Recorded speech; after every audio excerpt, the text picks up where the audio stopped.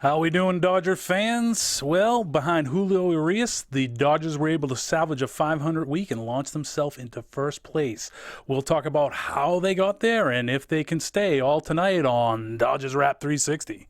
You're tuning into the destination for TV superfan discussion, AfterBuzz TV.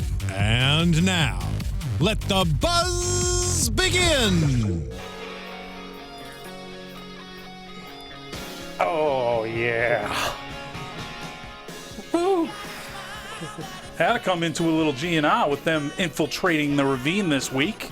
And, Josh, you went and saw them. I did. Saw them Friday night. They were great. First concert I ever went to was Guns N' Roses and Metallica when I was about 12 years old. Oh, wow. At the Coliseum. I love that. It was unbeknownst to my parents, by the way, for a number of years because I was not supposed to be there. Oh, man. Gang, thanks for tuning in for another edition of Dodgers Wrap 360. I'm Mike Conley. All this social media you may see down here, it doesn't go to me. So don't send it and don't be offended if not responded. But these guys are with me tonight. I got Hunter Marks in the house. Hi there. And Joshua Gershon. Hello. Why don't you tell the folks where they can find you on the Twitter and social media likes? For Twitter, Hunter_Marks, and Instagram, Huntsman. I am at Gersh13, GERSH13, and that's on both Instagram and Twitter. I love that. So hit these guys up during the show on Twitter if you want to stir our discussion in a different direction. You can do that by hitting these guys up, and we'll respond to you. Or hit us up in the comments box if you're watching us on YouTube and things like that. Or listen to us on iTunes, rate us, and pretty much all podcast platforms you can find us. But you got to like it. The Dodgers are in first place. Wow. Unbelievable. You wouldn't think, Without Kershaw. Unbelievable. Yeah. It's crazy. I mean, the city of Philadelphia has never been accused of housing a fountain of youth, but I believe there is one there, at least a personal one for Chase Utley. Yeah, what, he hit 3 home runs in that series? Crazy. 3 home runs in 11 games. His power surge has been unbelievable. Wow. From our leadoff hitter. Crazy. And 38-year-old leadoff hitter, I believe, right? On 37. The silver-haired fox. You said I was crazy when I said watch him lead off for the year. And he is. Yeah. And, where would the Dodgers be without him is really a big question. He could be the team MVP to this point.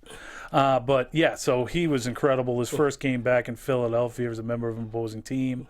Got a standing ovation? Standing ovation. They did a little video tribute to him before the game, standing ovation then. Then he gets a standing ovation at the plate. Then he hits a bomb, gets a curtain call. It was funny. They were recounting, I think, on the post game where someone said to Stripling, opposing guy getting a curtain call, you'll never see that again.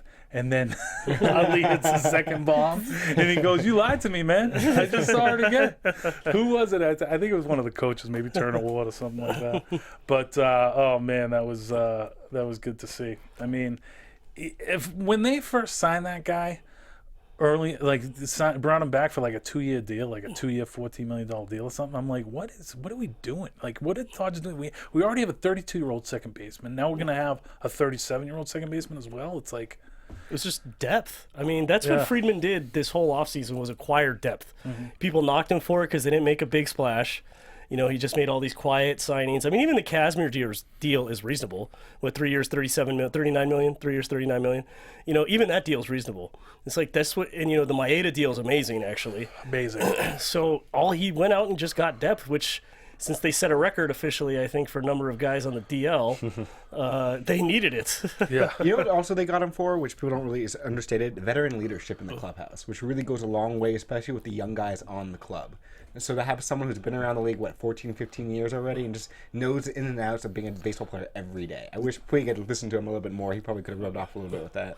Yeah, I mean, I think, you bring up a good point, Hunter. And, when you look at a treasured prospect that we have he's no longer a prospect, but he's an MVP candidate, and Mr. Corey Seager. For him to kind of come up, it's a tough league to crack into starting off. So to crack into it with a veteran as your double play partner and Chase Utley, it's just been speaking, just leaps and bounds to say how fantastic and effective this guy has been for the Dodgers. And he's a fellow lefty, which I think helps Seager a lot too. Right.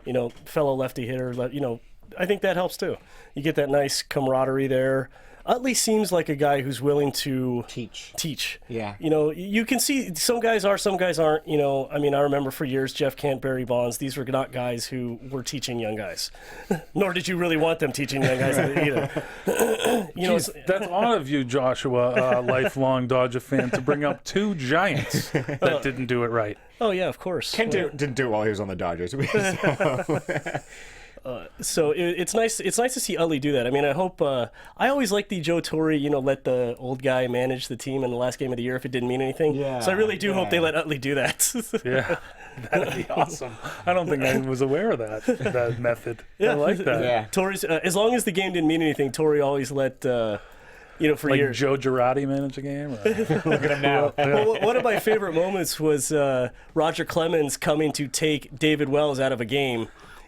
For the Yankees, you know, many years ago, which I thought was funny because you know Wells is kind of just laughing when Clemens came out of the bullpen, you know, or came out of the dugout. I'm sorry, came out of the dugout. Oh man! Hey, now that you brought up the Yankees, I just wanted to mention because you did, they suck. But just remembering that this is Dodgers Rap 360 for a second, we'll say the Giants suck, and thank God they do since the All-Star break because.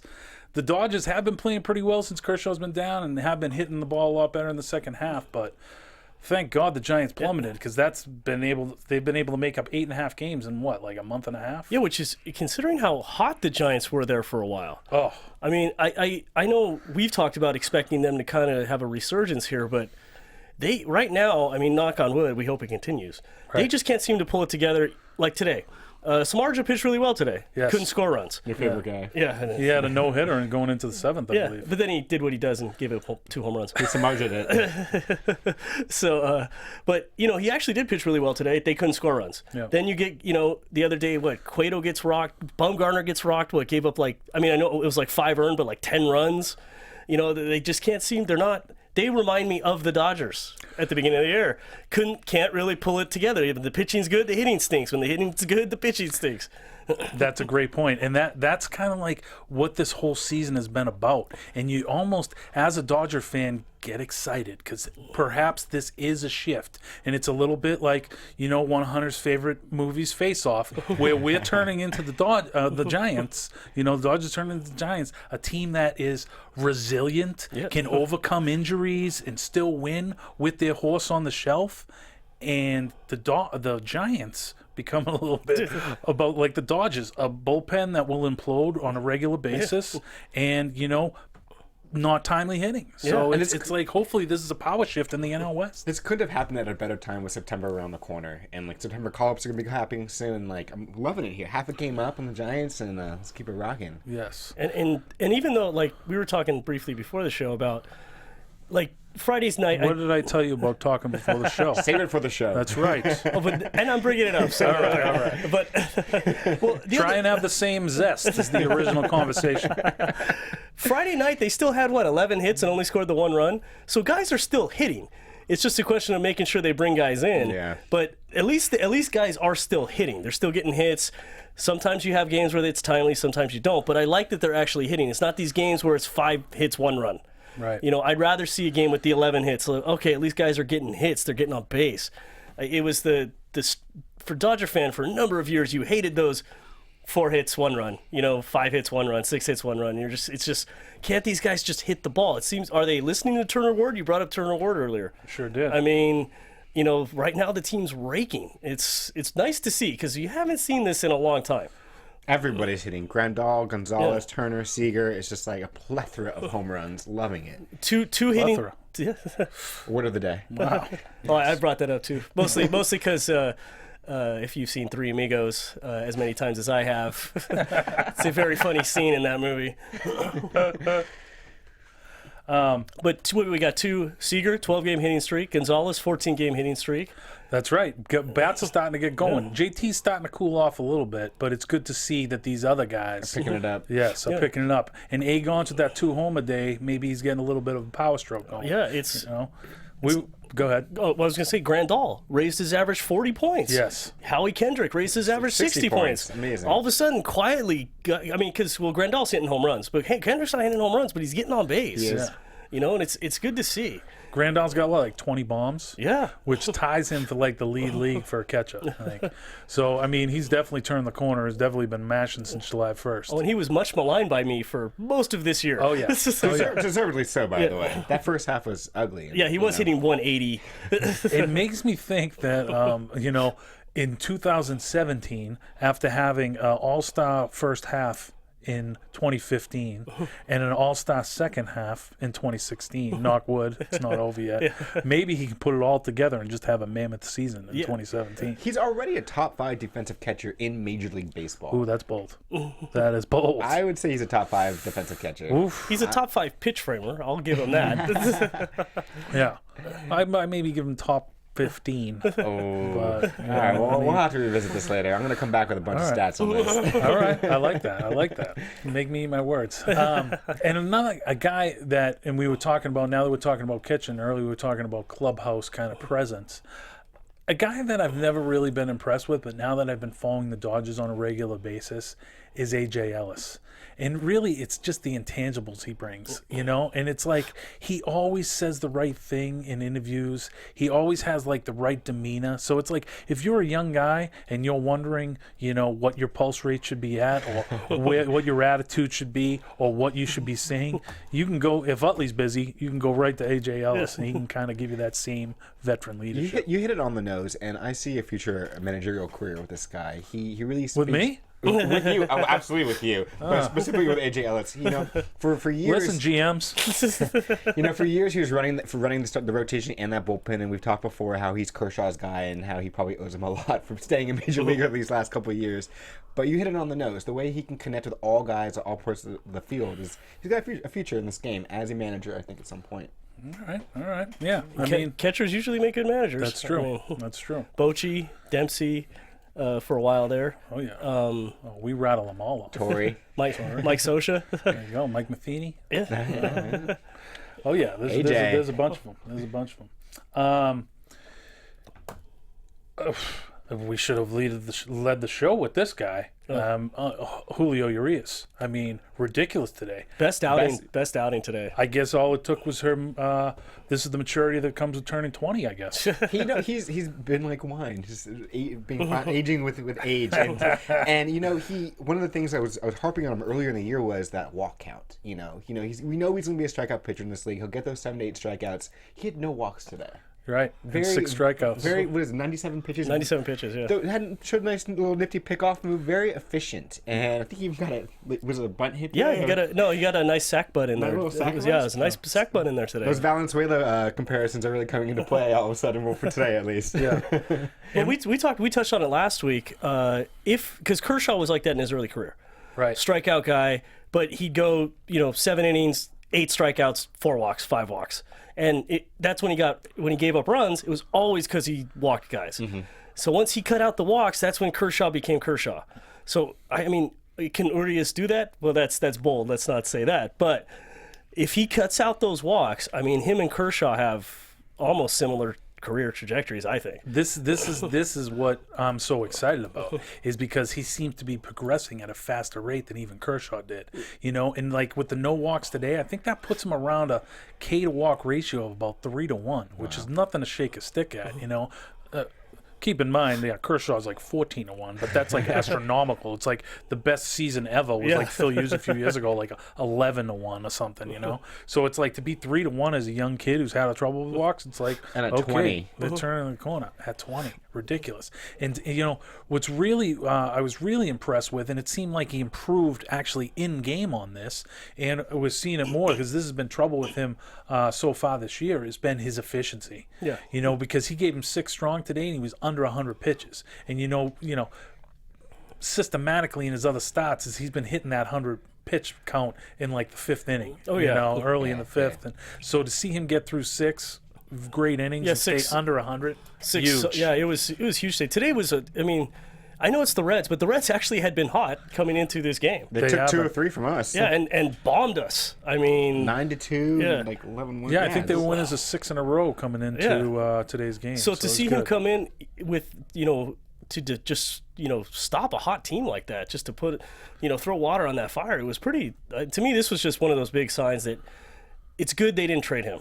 Right. That's the key to. I think we're gonna look back on this, and you hit it too. Like when we look back on the trade deadline, the two biggest things the Dodgers did do was trade De Leon and Urias, even though we're still waiting for De Leon to come up. That we're gonna look back on that, like, yeah, we got Reddick, he's struggling a little bit, we got a couple guys, but not giving up Urias and having the foresight to do that, surely gonna pay dividends, especially come playoff time. Yeah. And speaking of trade, Rich Hill officially Wednesday. Wow.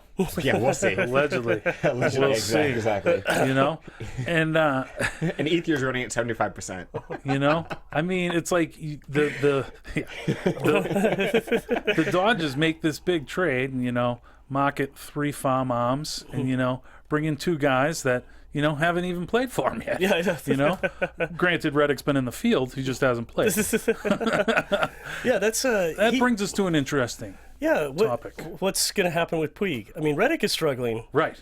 So if we come September 1st, because I had sent, I was thinking that when Puig went down, this is they don't like him in that clubhouse. Yeah. It's, and you see they played a little bit better when he left too. And it's like, I would say those two directly correlate. exactly, exactly. And because of that, I was like, I don't think he's coming up. But now it's like, if September 1st comes and you get 15 free roster spots open up, and he's hitting like 450 or whatever he's hitting in Oklahoma City right now, and dude Reddick is hitting 150. I think he's hitting like 170 right now as a Dodger. Yeah. I mean, how can you not make that move? You got to remember, the Dodgers sent him down to learn how to be a major leaguer. And how long has it been? 3 weeks? 4 weeks? I don't think it's been 4 weeks yet. Yeah. And I just, as much as he's raking, we all know there's a huge difference between AAA pitching and major league pitching. And yes, he is absolutely crushing the ball right now. But at the same time, we've talked about before, there's still that maturity level, and I'm just not convinced yet that he's there at that point where we want him. If we absolutely need him and guys are breaking down and they're not hitting, bring him up. Bring him on up. All right. But at the same time, we got to kind of stick to our guns a little bit and just give him a little more seasoning down there. Personal opinion. Hopefully his next dozen Instagram posts will win you over. We'll see. I know I'm being a little tough on this one, but... No, I think they're going to be tough on him too, because I think they don't want him up. But you've heard some trade rumors? There's some teams interested? How couldn't they be? There's rumors out there that he has not cleared waivers yet. So that means somebody put in a claim, right? Or so I believe that's what it does mean. And if you're a team, I know you have to give up a first-round pick. Is that right? I forget how waivers work there. Fact check. I don't know if that's You have to give up some kind of pick, I believe. Really? Okay. And you have to work out a deal. I think that's because you have to work out a deal. So it'll be interesting to see if you're a Toronto, if you're a Cleveland, because I don't think Brantley coming back for Cleveland, Michael Brantley? Doesn't look like it. Yeah, so if you're Cleveland, you need something else out in that outfield. Is it tempting to put a claim on Puig? I mean, his salary's very reasonable. I would be apprehensive if I was Cleveland to take a shot on a guy that might be a bomb in your locker room chemistry, when the one thing you got going for you more over than anything else is locker room chemistry. And that's what Cleveland has. But Francona, you got Francona over there who might be able to keep him in line. Who knows? He might be the ball player whisperer. Didn't we spend the first 20 minutes of the show saying Chase Utley was there? Bring him up. Have Chase have a little buddy. He's been with him all season and nothing worked. Well, I always said Puig was better when Uribe was around. Right. Oh, yeah. Who didn't love Uribe? Yeah, when Uribe was around, you didn't hear a lot of the antics when he was around. And I think that he was the antic. Yeah, because Uribe was, but Uribe was a lovable locker room guy. Lovable bear. So everyone likes him, and I think Uribe did kind of take him under his wing a little bit when he was on the team. So I always thought that was, ultimately that I never understood that trade in the first place. It was just, I know that it was just to kind of shed Uribe, but it was one of those things where I was kind of like, just to invest, you have an investment in Puig, maybe it's worth it to keep Uribe here. That's a really expensive investment, though, especially when he wasn't hitting. He was really. Oh no, he was struggling. really. Yeah, he was. He's available. He is. He got waived a few weeks ago. Did the Braves release him? Who was he with this It year? wasn't even the Braves. I think it was Cleveland. I think it was Cleveland. Okay. Yeah, I think it I was last Cleveland. time on the Braves. You know? So now they're definitely not getting Puig. They don't have a caddy there. But that was a good point though, because when Uribe Or a and chaperone. Hanley when Uribe and Hanley were here, they were kind of instrumental in kind of like trying to help Puig get acclimated. And when they left, he had nobody left, like really kind of show him Yeah, the way, which they probably thought like he didn't need it anymore, or like, but you know. But those are two guys who came up with similar backgrounds, Exactly. so Puig can relate to them Exactly. a little bit more. I think I think even the Dodgers would admit I think they mishandled Puig Most a definitely. little They bit. gave him too much leeway, and I think we can say that now. Like they let him run a little too free. At least he thought so, because Yeah, I mean, it's kind of a it's a fine line. it is a fine line. It's kind of a double-edged sword because you kind of want him being a wild horse. yeah. You know, as he was often called when he first came up. Wow. Oh, good news on the Dodger front. The man, number 22, threw 22 pitches in a bullpen session yesterday. He's supposed to do another bullpen session maybe Tuesday or Wednesday. He says he feels 100%, but I think he always feels 100%. Yeah. You know. Come on, Kirsch, we need you, buddy. I think he was saying that right before his ping pong tournament because he wanted to turn it in, but Skip wouldn't let him play. You know, the aforementioned who's the hitting coach? Turner Ward. Yeah. Did he win it? Win the ping pong tournament? You know, He's doing pretty well. I know I forgot who won it though. You know Kershaw's using that for bulletin board material for next year for his tournament. He's like, I didn't get to play this year, but next year it's mine. It's my tournament. It's my charity. I'm winning. Well, actually, in all honesty, if the guy has a back problem, ping pong, not the best thing to No, play. of course he should keep him out. Of course. You don't want him lunging for the ball. Can you imagine the worst news? Clayton Kershaw hurt off ping pong injury. I mean, I swear I remember a Nomar Garciaparra story where he got hurt like carrying his kid up the stairs. I do remember that. Wow. Well, do you think that was an excuse or something else really happened? Oh yeah, I know. I know his injuries were consistent with people who juiced. That's why you don't have kids when you're still in your playing days. You know, follow the Jeter blueprint. You know, Yeah, do it all after. Exactly. And then marry a supermodel. that's it. Man. That's it. Yeah, I mean, you got to be an age where you might be able to die when your kids start hating you and they're really teens. So Here on Dodger After 360. we're just dropping knowledge. Sometimes we get astray. So that's fantastic news to hear about Kershaw. And, you know, even if he, you know, I want them to be smart with him because obviously they have the luxury to do that because the Dodgers have been playing very good baseball due to the bats. You know, I've been following the bats here for the past 2 months, you know, 7 weeks since he's been out. But, you know, he's eligible to come back August 27th. I wouldn't mind them maybe throwing him on another 15-dayer, you know, and just making sure he's right when he comes back.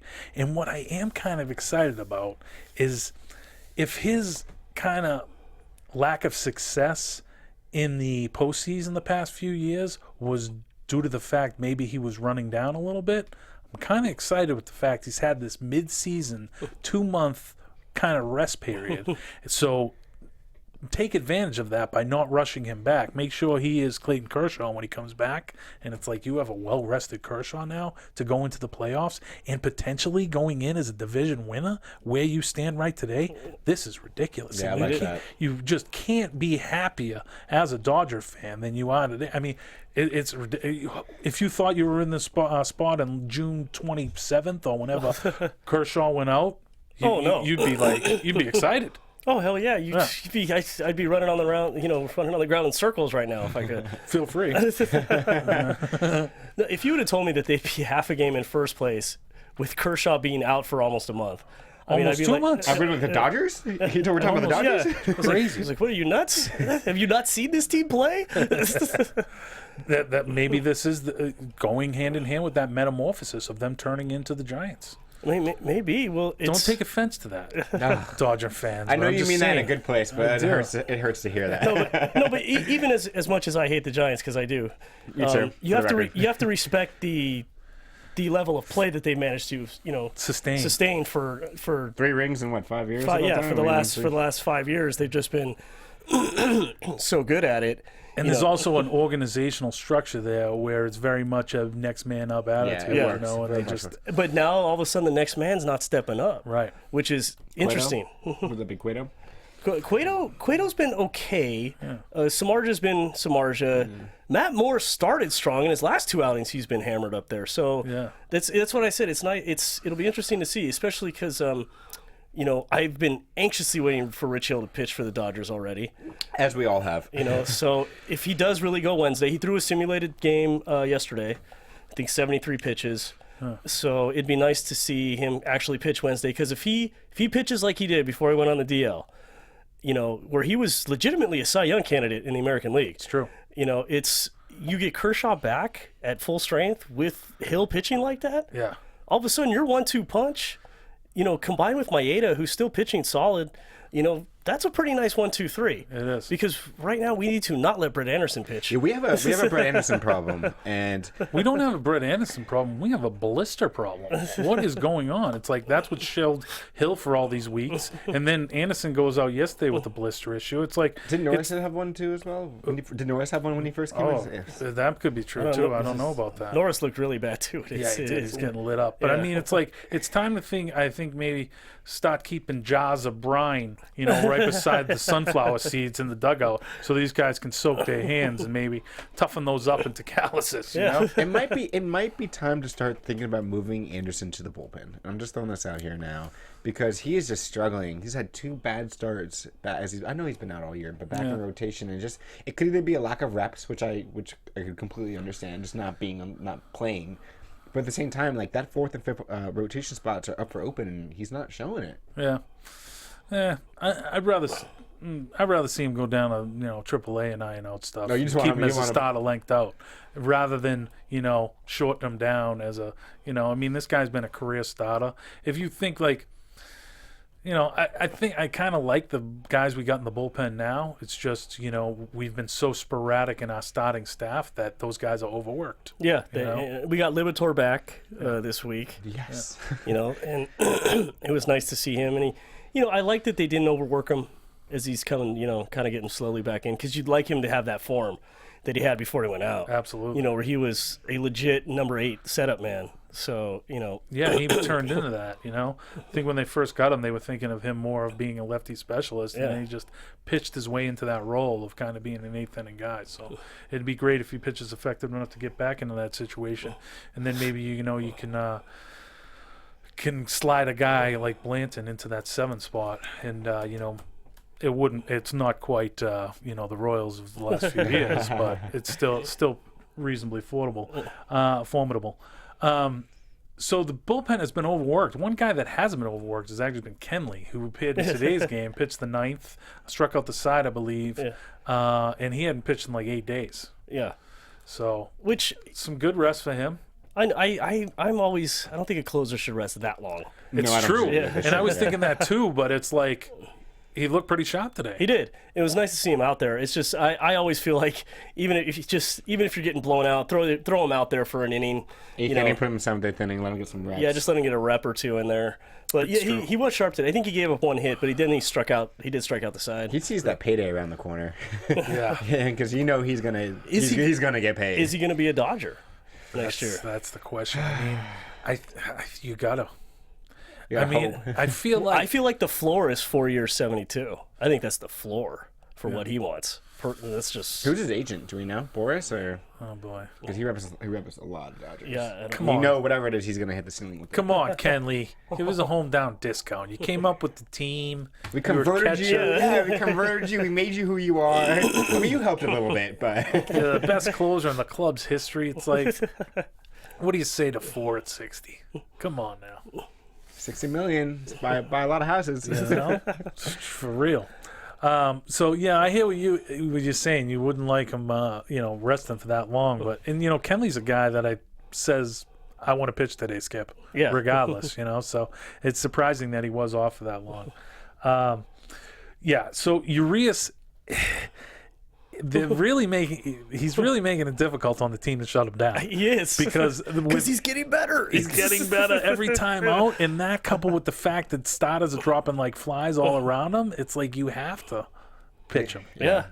But it's like when you get in a situation where it's like, okay, we just have to shut him down no matter what, because it's like it's such a fine line, because did you hear Toronto today put down Aaron Sanchez? Yeah, Yeah.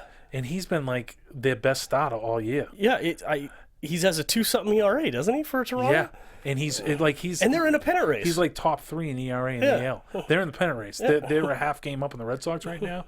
They are right in there, and so they sent them down. So they're sticking with the guns. So it's like, how do you do it? Do you let your pitcher, and when your pitcher's pitching well, and if he says, "Hey, I'm not doing the innings limit," much like Javi last year, okay, that's great. You got to the World Series, you lost, and now Javi's out. Yeah, you always take the long view. I think on this. Well, you could. I think you always kind of have to, especially with a arm this young. You have to, and you want to keep monitoring, because the worst news that could happen is next day you hear Urias blow out his arm, and then you're just like, well, why didn't they put him down? Why didn't they shut him down? Right. So you got to again stick with your guns, stick with the game plan, and I realize that, like, the Dodgers are thin on pitchers right now. I mean, but if he's performing like he is and he's limiting his pitches, we'll keep him up. It's so hard though if you're it's such a hard. If you're in that so World effective. Series race, it's just so hard.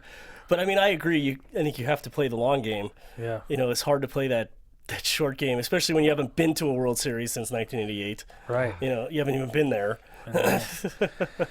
Oh, it's tough. He's so effective right now. But look, I mean, Lasorda blew out Fernando. Yeah. And Fernando got blown out, really early in his career. Yeah. I mean, we've seen it happen. So it is, you do want to play the long game because you'd like him to be on the team for the next 10 years. Right. And be, Kershaw 2.0 if he can be. It's funny you bring up Fernando because today with his 6 innings and no walks, 6 scoreless innings and no walks, he became the third 20-year-old or younger in Dodgers history to go 6+ innings with no walks and no runs. Fernando in 81, obviously, and then Don Drysdale. In 1957. So, oh, man. So do you think Puig is going to be in a Dodgers uniform again? Not an Oklahoma City Dodgers, but a Los Angeles Dodgers. Yeah. Or is he done? I think we'll see him with the September call-ups. Really? At some point, I do. I don't. Unless I didn't realize about the waivers. Unless a team has a claim on him for waivers, which I wasn't aware about. I don't know if a team's claimed him yet. I just because we're gonna need him. If a team claims him, I mean, you'll have bone up on Recordable waivers for next week. But it's like if a team claims him, then there's like a finite period. I think it's 2 days where you have an opportunity to work out that deal with that team, or you can pull him. Yeah. But once you pull him back, then you can't trade him. Yeah. So I don't know if we'll see him this year in a Dodger uniform again. I think it all depends on how we end in August and how that's happening, because as we know, every week there's a new injury. Right. So let me just put it out there like I said about 20 minutes ago. Reddick still not effective, hitting $150 with 0 home runs as a Dodger. 0 RBIs too, right? Does he have any RBIs? Yeah, I'm saying come September 1. He's still, we'll give him a couple RBIs. Still no homers. Hitting $150, not even his weight.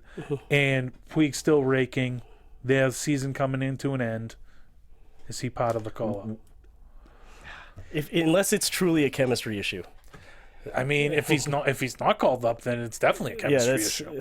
And it's just like, why don't you just let him go for a nickel on the dollar before the deadline? Which Friedman is kind of. Friedman can't. He just can't do that. That's just not his style.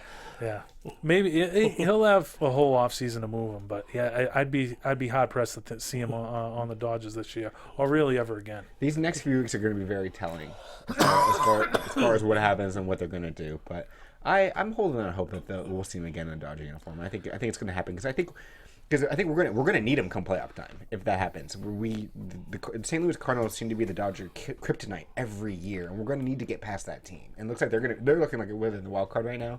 They're in the wild card race, but they're not. If it was to end today, they would be on the outside looking in, I believe. Yeah, the Pirates are playing better now. There's some teams playing better. The Cardinals they have an interesting season this year. Because they normally are the Dodgers kryptonite, and the Dodgers actually beat them, I think, 4 out of 6 times this year. Yeah. Or 4 out of 6, I think, 5 out of 6.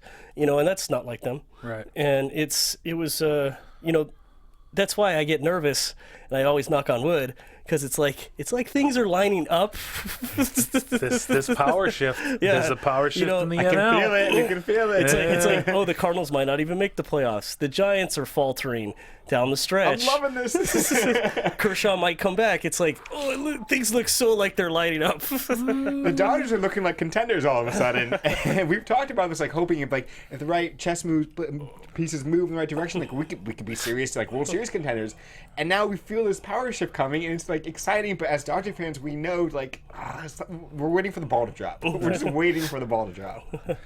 Well, just looking at this past week for a quick second, I mean, they were able to take 2 out of 3 from Philadelphia, and then they kind of floundered a little bit in Cincinnati. Getting the win today still allows them to possibly get the split with a win tomorrow in Cincinnati and have a winning road trip, so that'd be nice. Which is still bizarre, this wraparound Monday game. I still don't get that. Very odd. I do not understand that one bit. Especially... Who schedules these teams, though? I mean, is tomorrow like a local holiday? And is it like Skyline Chili Day, or you know?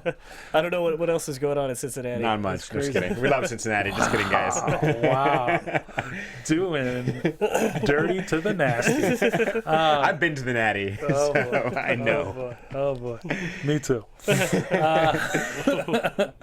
But It stinks because you have this game Monday in Cincy, and then Tuesday you start with the Giants here, at the Ravine. Can't wait. And you don't like that, though. I don't like that coming from Cincy, turn around, play the Giants. It's at least it's an early game, getaway day. yeah. This is such a pivotal series. This is really going to determine how the race ends up. So Yeah. Oh well, obviously, yeah. And like such. Just before we get into next week in a second, I really felt like the Dodgers kind of exhaled a little bit midweek when they made that first jump into first place, and they're like, "First place, guys, we made it." The goal we set out for to be in first place on August 17th, we accomplished it. Because it seems like they took the foot off the gas pedal on that and like dropped that last Philly game and then the 2 in Cincinnati. It seemed like, I don't know, maybe they partied a little bit. Or, it seemed like they were looking past the Reds. It did. Ahead to Giants Cubs, which is coming up this week. That's exactly what I thought. I was like, oh, they are so, because Cincinnati's in last place. They're not going anywhere. They had a fire sale. They did. I think they totally were just like, I'll forget this team. We got the Giants and then the Cubs. Right. We got 2 big teams coming in. We got to focus on that. And I really do think they just completely look past Cincinnati. Well, the time. pitching was a big letdown for that series. Those first couple of games. I know we took one early, but it's guys definitely were not hitting. So hopefully we'll come around now. Yeah, I mean, it's amazing that with the question marks they've had in their starting staff, that they're in this position and not having Kershaw for 7 weeks. This rotation, I'm going to give you a little analogy here. Oh boy! So, oh boy! Imagine there's a set of twigs in my right hand and a piece of gum in my left. Wow. This is how the rotation's been pieced together because of the injuries, and it's worked because our offense has been pulling through. So dealing with the injuries and dealing with all this, they've been very impressive. It has been. The way the team's hitting is, I mean, I can't remember a team hitting this well for the Dodgers, and I've been going to games for 20 plus years. It's true. They're hitting better than we went on that 49-1. Yeah. They're hitting much better. Everyone's hitting. They're leading the NL in slugging since after the All-Star break. Yeah, where are they in home runs? That's where I want to know. They've got to be up there as far as... Overall, I think they're 6th. Sixth in homers. They're leading the first half like for quite that. a while. I thought it was around there somewhere, but it's actually been amazing because I'm not used to seeing this Dodger hitting what was it, a couple years ago they led the league in home runs, but if they didn't hit a home run they didn't score. Right. And this year you have been seeing them hit a little more. Guys are today guys got in scoring position, they got a couple hits. We can talk about Corey Seager. Oh my God! all day long. I mean, he's just been so consistent. Yeah, hitting 316. Just 12. Another 12 gamer. Another 12. He had with that 20-something gamer earlier. Now he's got a 12-game hitting streak. Yeah. We gotta get him on the show. And, Corey, come on over. Agon's we got some questions for you. Agon's in his 14 game hit. He's hitting like over 400 during that streak too. Agon's is, and in his past like 48 or 49 games, he's hitting like 352. He's back. Yeah, actually, I have in his past 41 since July 1st, past 41 games, hitting 340. .404 on base percentage, .536 slugging percentage. He's back. Ridiculous, dude. Ridiculous. Yeah, and he's had the power surge. He had the game with 2 bombs this week. So it's like, if he's going to end up in like low 20s for home runs, that's fine. Yeah. For a guy that knocks in 100, hits close to 300, and plays Gold Glove first base, it's like, why could you was ask anybody him? even on him? You know, it's like you knew it was just going to play out, and the averages would play. And you know, it's like, it's pretty crazy. I just know he's dealing with that neck injury, and I gotta think though that it's just gotten better and healed his back, and he's just healing up. Because that first half was kind of ugly. One thing I just want to point out, I try not to get too excited about 12-game hit streaks, as Sega has, but if this blossoms into something later on, he keeps hitting and stuff, you got to look back to Saturday night's game where he didn't get the start and for some ungodly reason came in a pitch hitting situation in a blowout and got a single and extended his hit streak and won at bat. So it's like, big props on that. Guys, before we get out of here, we have to look up to this pivotal series involving the San Francisco Giants. Tuesday, Wednesday, Thursday. You guys will be in the house Tuesday. Yeah. So bring us back a win on that one. Pretty good pitching matchup in that one. Kenta Maeda and Madison Baumgartner in that one. Oh, that's a great matchup. Well, the ESPN game on Wednesday, we'll see our boy Rich Hill out of Milton, Massachusetts, go up against Johnny Cueto. And then Brett Anderson will get his turn trying to get his first Dodger win of the year, going against Matt Moore in that one, a lefty. So I bet Sagan will be in the lineup that day. If Anderson gets blown out, we're going to revisit this Anderson in the bullpen conversation, you and I. We will. We're I gonna mean, it just revisit this. seems to me your knee-jerk reaction to once a starter falters is bullpen. And that works for like guys that are kind of figuring out that might be on an innings limit. But for a veteran who, He's only pitched 3 times let's this put year. it clear, you don't care if you burn him out, really. So it's like you keep that guy lengthened out. Like beginning of the year when you had 3 reclamation projects, McCarthy, Ryu, and Anderson. It's like you would hope maybe we could piece together one successful pitcher out of those 3. Yeah. So McCarthy gave us 3 or 4 good starts. Hopefully Anderson can give us a few more. Ryu's done. Yeah. So it's like we didn't even get that one pitcher really, unless Anderson can turn it around. One thing in his post game that I thought was awesome, he mentioned one of my favorite characters of American film, Nuke Lelouch, and he used it as a verb. He goes, "Yeah, well, in the second inning, when I Nuke Lelouch that slide of the backstop, I was like, this guy's becoming my favorite, really suddenly." Who you calling me? Pretty crazy. Well, I used to joke that A.J. Ellis is like the Crash Davis who made it to the pros. Right? You know, it's kind of this. He was always a savvy catcher, even in the minors. He was it 8 years in the minors? Yeah, or something? Something like 8, that. 9 years in the minors. Was always savvy, just couldn't hit. Nice. You know, and I always like, he's. I think somebody wrote an article about it. He was the Crash Davis dream. Was A.J. Ellis. So now we got a Crash Davis and a Nuke Lelouch. I love it. So it doesn't get any easier after the Giants because then the Cubs come in for 3. So this is really kind of a benchmark homestand for the Dodgers to kind of see where they stand amidst the elite in the NL. It seems like they're getting the Giants at the right time, so you'd like to see them take at least 2 out of 3 from the Giants, and it'd be great if they could do for the same for the Cubs. Is it possible this week to come back with a 4-2 record? Well, hopefully we get that win in Cincinnati and get the split. So maybe a 5-2 week would be nice. Absolutely, it's possible. These guys are ready. They're hitting. Pitching will come together, and they've shown that they've win on the road. Now that we're coming back home, like it's absolutely possible. Right they're amped for this. I can tell you they're amped. Yeah, I mean, like I said, I think they look past Cincinnati. They want the Giants. They want them. They want the Giants here right now. So they're getting them. So now let's see what happens. Tuesday can't come fast enough. Gotta love it. Any last words, guys, before we get out of here? No, that's it. You can come find me the Dodger games. I'm in Loge 122. Boom. Go say hi. And if you forget about that, hit him up at Gersh13. You know? Hunter, anything? Let's just see the bats flying and guys really just be amped for this series as I think they are. So, I love it. Dodgers. Let's get on the same page. Let's get the starting pitching going at the same time as the bullpen and the bats, and put some separation out there. I love it. Okay, well, guys, thanks for tuning in for another edition of Dodgers Wrap 360 for Hunter Marks and Joshua Gershon. I'm Mike Conley. Thanks for tuning in with us, guys. Thanks, guys. Go Dodgers.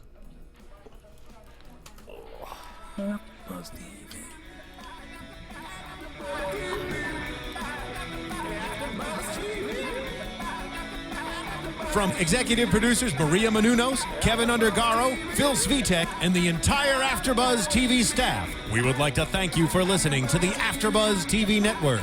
To watch or listen to other after shows and post comments or questions, be sure to visit AfterBuzzTV.com. I'm Sir Richard Wentworth, and this has been a presentation of AfterBuzz TV. Later. The views expressed herein are those of the hosts only and do not necessarily reflect the views of AfterBuzz TV or its owners or principals.